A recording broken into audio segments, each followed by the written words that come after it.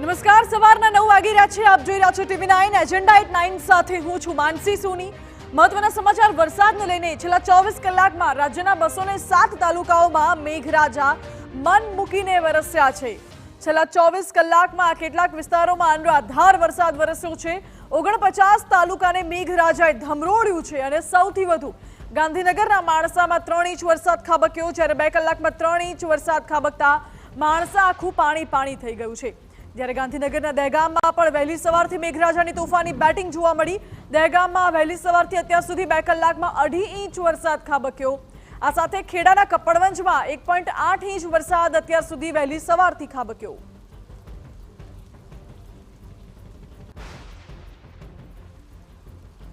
રાજ્યના અલગ અલગ વિસ્તારોમાં વહેલી સવારથી અત્યાર સુધી ભારે વરસાદી માહોલ જોવા મળી રહ્યો છે અને આ સાથે આગામી 3 કલાક હજુ પણ ગુજરાત માટે ખૂબ ભારે રહેવાના છે.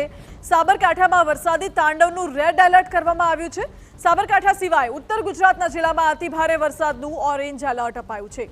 તો મધ્ય ગુજરાત અને દક્ષિણ ગુજરાતના તમામ જિલ્લામાં ઓરેન્જ એલર્ટ આપવામાં આવ્યું. ભારેથી અતિ ભારે વરસાદ વરસી શકે છે અને ભારે વરસાદ સાથે 40 કિલોમીટરની ઝડપે પવન પણ ફૂંકાઈ શકે છે. સૌરાષ્ટ્રના તમામ જિલ્લામાં હવામાન વિભાગે યલો એલર્ટ જાહેર કર્યું છે. કચ્છમાં પણ પવન સાથે વરસાદનું એલર્ટ જાહેર કરવામાં આવ્યું છે.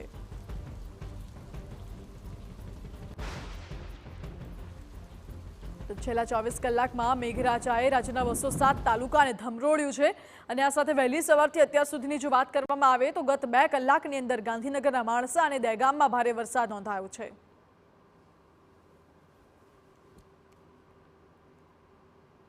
વહેલી સવારથી અત્યાર સુધી રાજ્યમાં વરસાદી માહોલ છવાયેલો છે અને હજુ પણ આગામી 3 કલાક ગુજરાત માટે ભારે રહેવાના છે, કારણ કે હવામાન વિભાગે આગામી 3 કલાક ભારેથી અતિ ભારે વરસાદની આગાહી કરી છે. હવે ક્યાં ક્યાં રેડ એલર્ટ આપવામાં આવ્યું છે એ પણ આપ સમજી લો.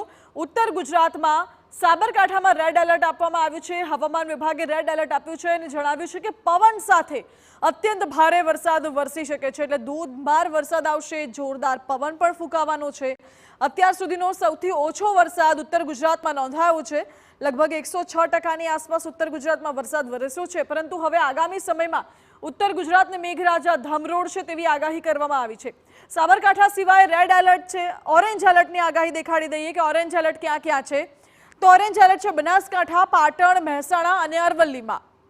ઉત્તર ગુજરાતનો આ વિસ્તાર જ્યાં અતિ ભારે વરસાદનું ઓરેન્જ એલર્ટ આપવામાં આવ્યું છે. આ સાથે જ ઓરેન્જ એલર્ટ મધ્ય ગુજરાતની વાત કરવામાં આવે અમદાવાદ, ગાંધીનગર, ખેડા અને આણંદમાં પણ છે.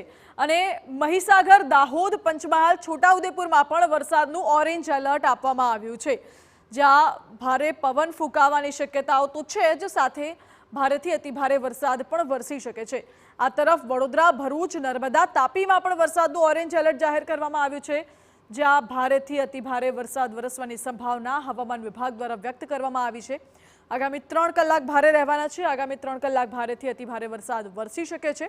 તો દક્ષિણ ગુજરાત તરફ નજર કરીએ, જ્યાં સુરત, નવસારી, વલસાડ, ડાંગ અને દમણમાં હવામાન વિભાગે વરસાદનું ઓરેન્જ એલર્ટ આપ્યું છે, જેનો અર્થ એ થાય છે કે ભારેથી અતિ ભારે વરસાદ વરસી શકે છે.